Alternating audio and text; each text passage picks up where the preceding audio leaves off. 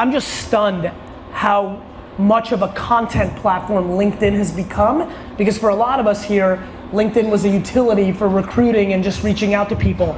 Using LinkedIn is not spamming people on LinkedIn messaging. Using LinkedIn is using LinkedIn the way you use Facebook or Twitter, putting out meaningful content.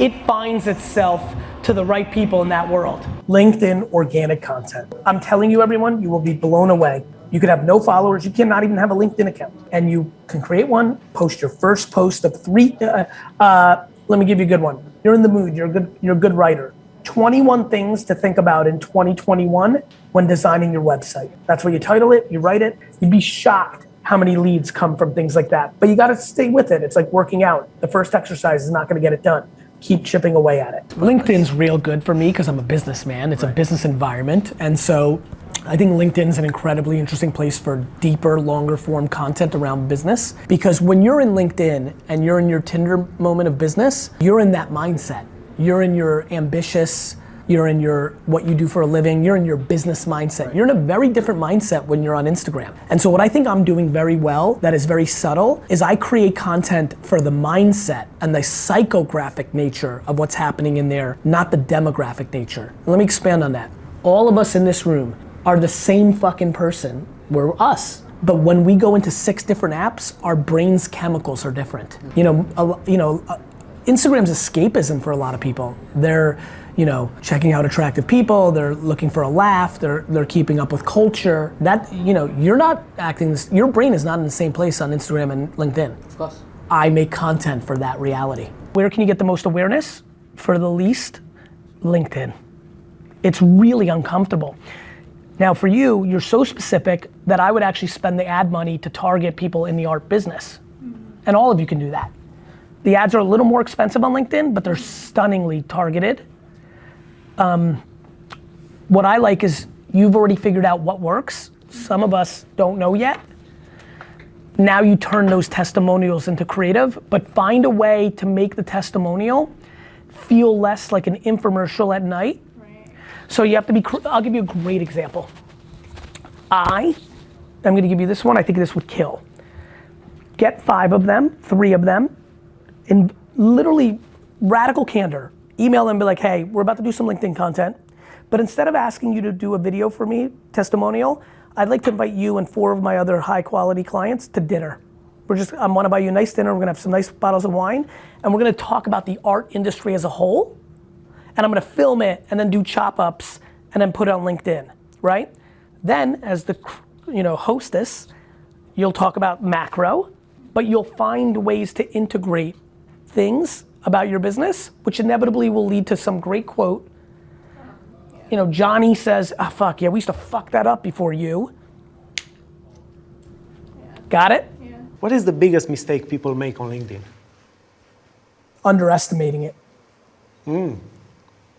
Why? I don't think, because I think right now, professionally, it may be the single most interesting platform in social and digital and content media. It is got an enormous audience. It has, anybody who's watching right now who's in B2B, if you are not taking your content strategy on LinkedIn extremely seriously, you're making a massive mistake. It should be your #1 sales channel. Or B2C content. If you're a health and wellness even expert, B2C, even B2C in LinkedIn? Correct, this is why I'm excited. If you're a health and wellness influencer, putting out a piece of content on LinkedIn right now would be just interesting to see what you would get out of it, just to see what people would see, because the people on LinkedIn are still human beings. Of course, but some of them will comment, this is not Facebook, go to Facebook, this is a more professional area. So what do we do? My friend, when I posted business videos for the first time in 2009, every single comment, all of them, were like, hey, wine guy, why are you talking about business? You don't know anything about business, talk about wine. For the last year, I've been yelling on LinkedIn and many other platforms that LinkedIn is a really good place to put content. Right as we sit here today, the far majority of people's issue for their business. How many people own their business? Or the CEO, raise your hands. Okay, not that many. You should consider it, it's fun. No, I'm just kidding. But for the people that run marketing or make decisions or influence decisions,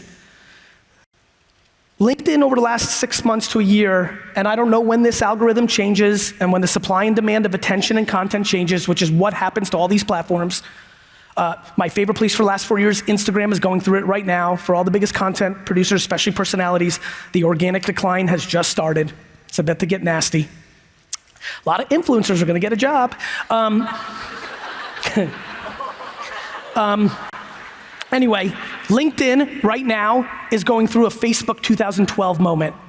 You right now have a business or trying to build a profile or trying to communicate something to the world, have no followers on LinkedIn, produce content, and the organic reach and consumption is remarkably high.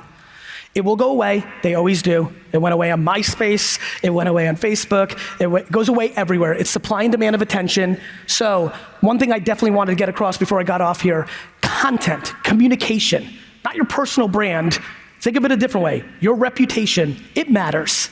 A lot of you are still trading on your reputation because you've been doing it a long time. Reputation is getting built at scale in LinkedIn for B2B businesses, which have never really had a home for content like they do now, and just being obsessed with overbringing value. I implore you to dig into this hypothesis, get educated, and remember, when you produce content, you don't have to do video, you don't have to do audio, you don't have to do written word. As a matter of fact, my highest over-indexing content on LinkedIn right now is comic strips that I create from the things I talk about in the feed. It's working. GIFs, memes, unemotional about how we communicate. We used to draw in caves. People used to do smoke signals. I do not mind how people, unlike the far majority of this room and world, I do not judge how one wants to consume content. I just react to the truth. And in that truth at this moment, not next year, not last year, at this exact second, there's a huge arbitrage of organic reach within LinkedIn.